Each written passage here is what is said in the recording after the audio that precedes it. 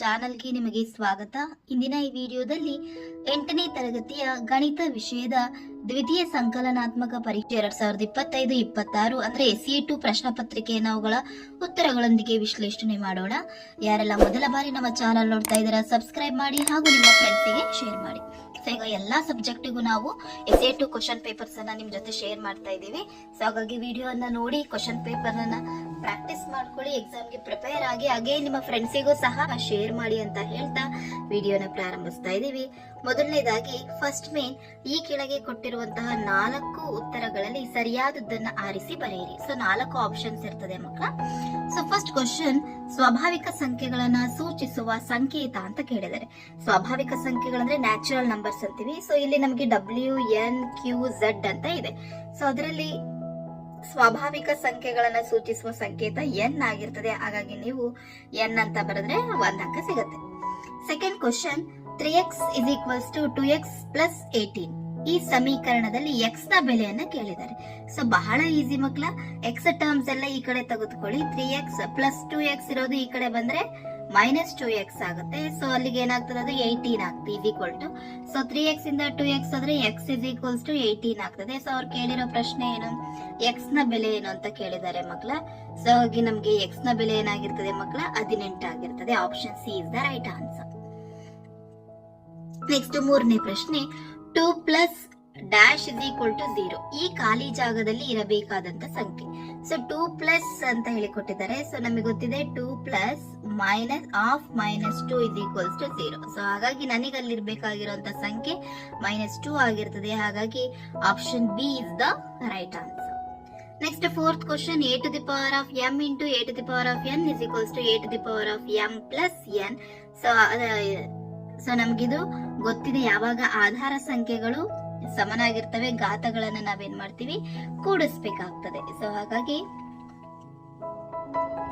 ನಮ್ಗೆ ಅದು ಆನ್ಸರ್ ಏನಾಗ್ತದೆ ಮಕ್ಕಳ, m + n ಆಗ್ತದೆ. ಸೊ ಹಾಗಾಗಿ mn ಅಂತ ಹೇಳಿ ಬರೆಯೋಂಗಿಲ್ಲ, a⁴m + n ಅಂತ ಬರೆದ್ರೆ 1 ಅಂಕ ಸಿಗತ್ತೆ. ನೆಕ್ಸ್ಟ್ 5ನೇ ಪ್ರಶ್ನೆ, 10x² ಭಾಗಿಸು 5x = ಡ್ಯಾಶ್ ಅಂತ ಕೊಟ್ಟಿದ್ದಾರೆ. ಸೊ ಬರ್ಕೊಳ್ಳಿ ಮಕ್ಕಳ, 10x² / 5x. So 1x cancel, 5 1 5 2. So ಹಾಗಾಗಿ ನಮಗೆ ಬಂದಿರುವಂತ ಆನ್ಸರ್ 2x ಆಗ್ತದೆ. ಹಾಗಾಗಿ 2x is the right answer. Confusion ಆಗಬೇಡಿ. ನೆಕ್ಸ್ಟ್ ಸೆಕೆಂಡ್ ಮೇನ್ ಬಿಡಿಸಿರಿ ಅಂತ ಇದೆ. ಮೊದಲನೇ ಪ್ರಶ್ನೆ, 2/5 × 1 = 2/5 ಇದು ಗುಣಾಕಾರದ ಯಾವ ನಿಯಮ ಅಂತ ಹೇಳಿ ಕೇಳಿದ್ದಾರೆ ಮಕ್ಕಳ. ಸೊ ಇದು ನಿಮ್ಗೆ ಗೊತ್ತಿದೆ. ಸೊ ಗುಣಾಕಾರದ ಯಾವ ನಿಯಮ ಅಂತ ಕೇಳಿರೋದ್ರಿಂದ ಸೊ ಇದು ವಿಲೋಮ ಇದನ್ನ ನಾವು ತೆಗೆದುಕೊಳ್ತೀವಿ ಮಕ್ಕಳ. ಸೊ ಹಾಗಾಗಿ ಗುಣಾಕಾರದ ಅನನ್ಯತಾ ಅಂಶವನ್ನ ಇದು 1 ಅಂತ ಹೇಳಿ ನಾವು ಕರೀಲಾಗ್ತದೆ. ಸೊ ನೆಕ್ಸ್ಟ್, ಎಲ್ಲಾ ವಜ್ರಾಕೃತಿಗಳು ಸಮಾಂತರ ಚತುರ್ಭುಜಗಳು ಈ ಹೇಳಿಕೆ ಸರಿ ಅಥವಾ ತಪ್ಪು ಅಂತ ಹೇಳಿ ಕೇಳಿದ್ದಾರೆ. ಸೊ ಇಲ್ಲಿ ವಜ್ರಾಕೃತಿ ಅಂದ್ರೆ ಗೊತ್ತಿದೆ ನಮಗೆ, ಅಭಿಮುಖ ಬಾಹುಗಳು ಸಮನಾಗಿರ್ತವೆ. ಸೊ ಹಾಗಾಗಿ ನಮ್ಗೆ ಸರಿಯಾಗಿದೆ. ನೆಕ್ಸ್ಟ್ 25ರ ವರ್ಗ ಸಂಖ್ಯೆಯಲ್ಲಿ ಬಿಡಿ ಸ್ಥಾನದ ಅಂಕಿ ಯಾವುದು ಅಂತ ಹೇಳಿ ಕೇಳಿದ್ದಾರೆ ಮಕ್ಕಳು. ಸೊ ಇಲ್ಲಿ ನಮಗೆ ಈ ಒಂದು 25ರ ವರ್ಗ ಸಂಖ್ಯೆಯಲ್ಲಿ ಬಿಡಿ ಸ್ಥಾನದ ಅಂಕಿ ಯಾವುದು ಮಕ್ಕಳ, 5 ಆಗಿರ್ತದೆ. ಸೊ ಬಹಳ ಈಸಿಯಾಗಿ ಬರೆಯಬಹುದು. ನೆಕ್ಸ್ಟ್ 4ನೇ ಪ್ರಶ್ನೆ, 2x² × -3x ನ ಗುಣಲಬ್ಧ ಕೇಳಿದ್ದಾರೆ. ಇದು ಸಹ ಬಹಳ ಈಸಿ ಇದೆ ಮಕ್ಕಳ. ಸಂಖ್ಯೆಗಳನ್ನ ಗುಣಿಸ್ಕೊಳ್ಳಿ. 2 3 6, x ಘಾತ 2 ಇದೆ, x ಘಾತ 1 ಇದೆ, ಕೂಡಿಸಿದ್ರೆ x ಘಾತ 3 ಆಗುತ್ತೆ. ಪ್ಲಸ್ ಇಂಟು ಮೈನಸ್ ಮೈನಸ್, ಹಾಗಾಗಿ -6x ಘಾತ 3 ಸರಿಯಾದ ಉತ್ತರ. ನೆಕ್ಸ್ಟ್ 5ನೆಯ ಪ್ರಶ್ನೆ, ಆಯತ ಘನದ ಪೂರ್ಣ ಮೇಲ್ಮೈನ ವಿಸ್ತೀರ್ಣದ ಸೂತ್ರವೇನು ಅಂತ ಹೇಳಿ ಕೇಳಿದ್ದಾರೆ. ಸೊ ಆಯತ ಘನ ಅಂತ ಹೇಳಿ ತೆಗೆದುಕೊಂಡಾಗ ನಮ್ಗಲ್ಲಿ ಸೂತ್ರ ಗೊತ್ತಿದೆ ಮಕ್ಕಳ, length into breadth, length breadth height ಬರ್ತದೆ. So LB + BH + HL. So ಅದು ಕರೆಕ್ಟ್ ಆಗಿ ನೀವು ಬರೀರಿ. ನೆಕ್ಸ್ಟ್ 6ನೇದು 2p² - 4 ಇದರ ಅಪವರ್ತನಗಳು ಯಾವ್ಯಾವ. ನೆಕ್ಸ್ಟ್ ಥರ್ಡ್ ಮೇನ್ ಬಿಡಿಸಿರಿ. ಸೊ ಇಲ್ಲಿ 2 ಅಂಕದ ಪ್ರಶ್ನೆಗಳು ಬರ್ತದೆ ಮಕ್ಕಳ. 1ನೇದು 2/3 ಮತ್ತು 3/2 ಇವುಗಳ ಸಂಕಲನದ ಪರಿವರ್ತನೆಯ ನಿಯಮವನ್ನ ಪರೀಕ್ಷಿಸಲಿಕ್ಕೆ ಕೇಳಿದ್ದಾರೆ. ಸೊ ಸಂಕಲನದ ಪರಿವರ್ತನೆ ನಮಗೆ ಗೊತ್ತಿದೆ ಮಕ್ಕಳ, ಸಹವರ್ತನೆಯ ನಿಯಮ, ಪರಿವರ್ತನೆಯ ನಿಯಮ. ಸೊ ಪರಿವರ್ತನೆಯ ನಿಯಮ ಅಂತ ಹೇಳಿದ್ರೆ a+b=b+a ಆಗಿರ್ತದೆ. ಸೊ ಹಾಗಾಗಿ ಆ ಒಂದು ಇದನ್ನ ಬರ್ಕೊಂಡು 2/3 ಪ್ಲಸ್ 3/2 = 3/2 + 2/3 ಆ ಫಾರ್ಮುಲಾಕ್ಕೆ ಹಾಕಿ ಮಾಡಿರಿ.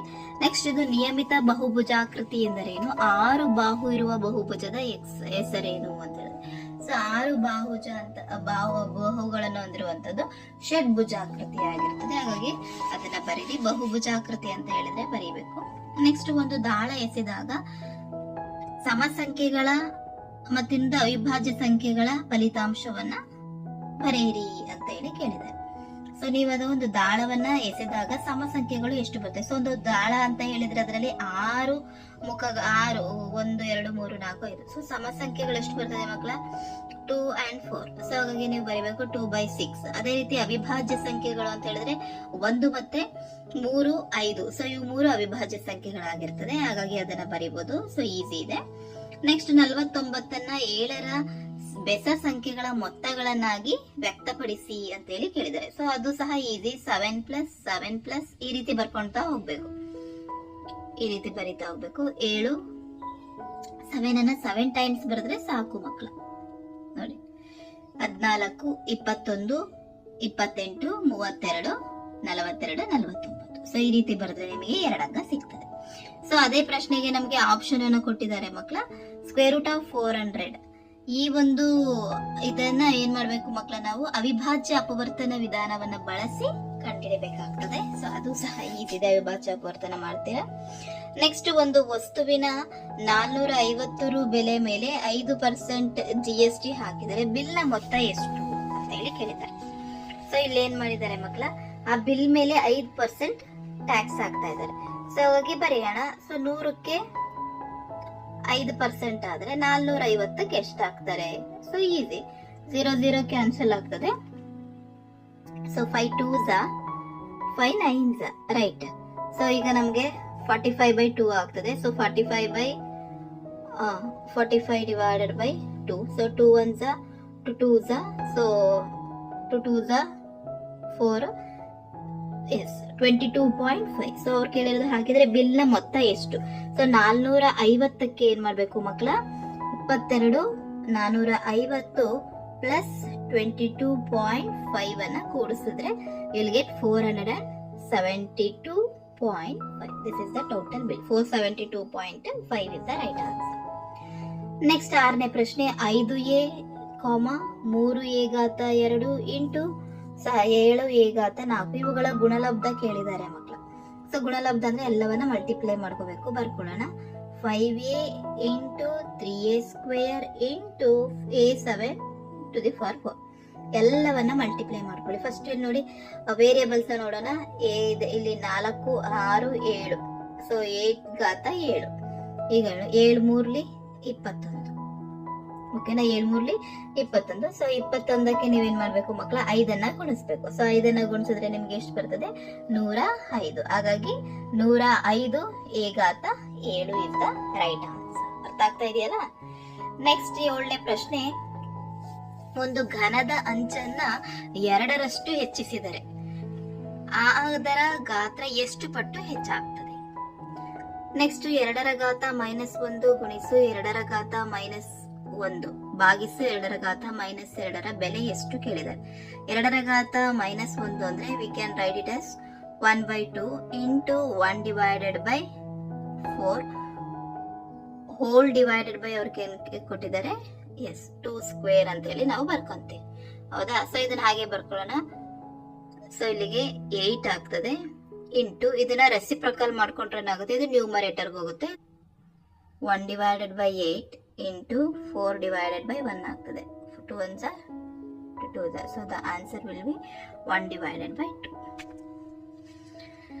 ನೆಕ್ಸ್ಟ್ ಘಾತಾಂಕದ 2 ನಿಯಮಗಳನ್ನ ಬರೀಲಿಕ್ಕೆ ಕೇಳಿದ್ದಾರೆ. So a⁴m whole to the power of n = a⁴m into n. ಆ ಒಂದು ಇದನ್ನ ಬರೀರಿ. ಮತ್ತೆ ಇನ್ನೊಂದು ಸ್ಟಾರ್ಟಿಂಗ್ MCQ ನಲ್ಲಿ ಕೊಟ್ಟಿದ್ದಾರೆ, ಅದನ್ನ ಒಂದು a⁴m plus n = a⁴m into n ಆಗ್ತದೆ. ನೆಕ್ಸ್ಟ್ 4th ಮೇನ್ ಬಿಡಿಸಿ ಅಂತ ಇದೆ. ಇಲ್ಲಿ a ಬೆಲೆ ಕೊಟ್ಟಿದ್ದಾರೆ, b ಬೆಲೆ, c ಬೆಲೆಗಳನ್ನ ಕೊಟ್ಟಿದ್ದಾರೆ. ಸಂಕಲನದ ವಿತರಣಾ ನಿಯಮವನ್ನ ಪರೀಕ್ಷಿಸಲಿಕ್ಕೆ ಹೇಳಿದ್ದಾರೆ. ನೆಕ್ಸ್ಟ್ ಕೊಟ್ಟಿರುವ ಸಮಾಂತರ ಚತುರ್ಭುಜದ ಎಕ್ಸ್ ಮತ್ತು ವೈ ನ ಬೆಲೆಯನ್ನ ಕಂಡುಹಿಡಿಯಿರಿ ಅಂತೇಳಿ ಕೊಟ್ಟಿದ್ದಾರೆ. ಇಲ್ಲಿ ಸಮಾಂತರ ಚತುರ್ಭುಜ ಕೊಟ್ಟಿದ್ದಾರೆ. ಸೊ ಎಕ್ಸ್ ಪ್ಲಸ್ ಮತ್ತೆ ವೈ ಅನ್ನ ಕಂಡುಹಿಡಿ. ಬಹಳ ಈಸಿ ಇದೆ ಮಕ್ಕಳ. So ಬರ್ಕೊಳ್ಳೋಣ. 20 is equals to y plus 2. ಓಕೆನಾ. ಸೊ ಅಲ್ಲಿಗೆ ನಮ್ಗೆ y ಏನಾಗ್ತದೆ ಮಕ್ಕಳ 20 2 ಅನ್ನ ಈ ಕಡೆ ತೆಗೆದುಕೊಂಡ್ರೆ ಸೊ 18 ಆಗ್ತದೆ. So X place y place ಗೆ 18 ಅನ್ನ ಸಬ್ಸ್ಟಿಟ್ಯೂಟ್ ಮಾಡಿ. y ಬೆಲೆ 18 ಆಯ್ತು. ಓಕೆನಾ. ಸೊ ಈಗ ನಾವು ಮತ್ತೆ y ಬೆಲೆಗೆ 18 ಅನ್ನ ತಗೊಂಡ್ರೆ 16 is equals to x plus y. So y ಬೆಲೆ ಆಲ್ರೆಡಿ ಗೊತ್ತಾಗಿದೆ, ಹಾಗಾಗಿ x plus 18 ಆಗ್ತದೆ. So x is equals to -2 ಆಗ್ತದೆ ಮಕ್ಕಳ. ಯಾಕಂದ್ರೆ ಪ್ಲಸ್ 18 ಈ ಕಡೆ ಹೋದ್ರೆ ಮೈನಸ್ ಆಗ್ತದೆ, ಹಾಗಾಗಿ x ಬೆಲೆ -2 ಆಗ್ತದೆ. ಸೊ ಅರ್ಥ ಆಗಿದೆಯಲ್ಲ, ಬಹಳ ಈಸಿಯಾಗಿ ನೀವು ಕಂಡುಹಿಡಿಯಬಹುದು. ಅದಕ್ಕೆ ಆಪ್ಷನ್ ಕೊಟ್ಟು ವಜ್ರಾಕೃತಿಯ ಚಿತ್ರ ಬರೆದು 2 ಗುಣಲಕ್ಷಣಗಳನ್ನ ಕೇಳಿದ್ದಾರೆ. ಸೊ ಯಾವ್ದಾದ್ರು 2 ಗುಣಲಕ್ಷಣಗಳನ್ನ ಬರೀರಿ. ನೆಕ್ಸ್ಟ್, ತಂಪು ಪಾನೀಯ ಕಾರ್ಖಾನೆಯಲ್ಲಿ ಒಂದು ಯಂತ್ರವು 6 ಗಂಟೆಗಳಲ್ಲಿ 840 ಸೀಸೆಗಳನ್ನ ತುಂಬಿದರೆ 5 ಗಂಟೆಗಳಲ್ಲಿ ಎಷ್ಟು ಸೀಸೆಯನ್ನ ತುಂಬುತ್ತವೆ? ಸೊ ಇಲ್ಲಿ ನೀವು ಅನುಪಾತದ ಮೇಲೆ ಲೆಕ್ಕವನ್ನ ಹಾಕಿದ್ಕೊಂಡು ಮಾಡಿದ್ರೆ ಸೊ ಈ ಬಹಳ ಈಸಿಯಾಗಿ ನೀವು ಕಂಡುಹಿಡಬಹುದು. 6 ಅನುಪಾತ 840 ಅನುಪಾತ 5 ಅನುಪಾತ ಎಕ್ಸ್ ಅಂತ ತೆಗೆದುಕೊಳ್ಳಿ. ಸೊ ಇಲ್ಲಿಗೆ product of mean is equals to product of extreme. So ಇದನ್ನ ಹಾಕೊಂಡು ಮಾಡಿದ್ರೆ ಈಸಿಯಾಗಿ ನಿಮ್ಗೆ ಆನ್ಸರ್ ಸಿಕ್ಬಿಡ್ತದೆ. ನೆಕ್ಸ್ಟ್, ಈ ದತ್ತಾಂಶಕ್ಕೆ ರೇಖಾ ನಕ್ಷೆಯನ್ನ ಬರೀಲಿಕ್ಕೆ. ಸೊ ಕಿರು ಪರೀಕ್ಷೆಗಳನ್ನ ಕೊಟ್ಟಿದ್ದಾರೆ, ಗಣಿತದಲ್ಲಿ ಪಡೆದ ಅಂಕಗಳನ್ನ ಕೊಟ್ಟಿದ್ದಾರೆ, ರೇಖಾ ನಕ್ಷೆಯನ್ನ ಹಾಕಬೇಕು. ನೆಕ್ಸ್ಟ್, ಇಲ್ಲಿ ನಮಗೆ ಆಯತ ಘನದ ಆಕೃತಿಯನ್ನ ಬರೆದು L 10 centimetre, B 5 centimetre, H 3 centimetre ಆದಾಗ ಪಾರ್ಶ್ವ ಮೇಲ್ಮೈ ವಿಸ್ತೀರ್ಣ ಮತ್ತೆ ಘನಫಲ length into breadth into height. So ಫಾರ್ಮುಲಾಕ್ಕೆ ಯೂಸ್ ಮಾಡಿ ಕಂಡುಹಿಡ್ಕೊಳ್ಳಿ. ನೆಕ್ಸ್ಟ್ ಪ್ರಶ್ನೆ, 5th ಮೇನ್ಗೆ ಬಿಡಿಸಿರಿ ಅಂತ ಇದೆ. 8x plus 4 is equals to 3 into x plus 1 x minus 1. ಈ ಸಮೀಕರಣವನ್ನ ಬಿಡಿಸಿ ನಿಮ್ಮ ಉತ್ತರವನ್ನ ತಾಳೆ ನೋಡಿ ಅಂತ ಹೇಳಿ ಕೇಳಿದ್ದಾರೆ. ಈಸಿ ಇದೆ ಮಕ್ಕಳ, ಸಮೀಕರಣವನ್ನ ಬಿಡಿಸ್ಕೊಳ್ಳಿ. ಸೊ 3x minus 3 ಆಗುತ್ತೆ. ಸೊ ಇದು ಬಹಳ ಈಸಿ ಇದೆ ನೋಡಿ, ನಾನು ಇಲ್ಲೇ ಮಾಡ್ತೀನಿ. 8x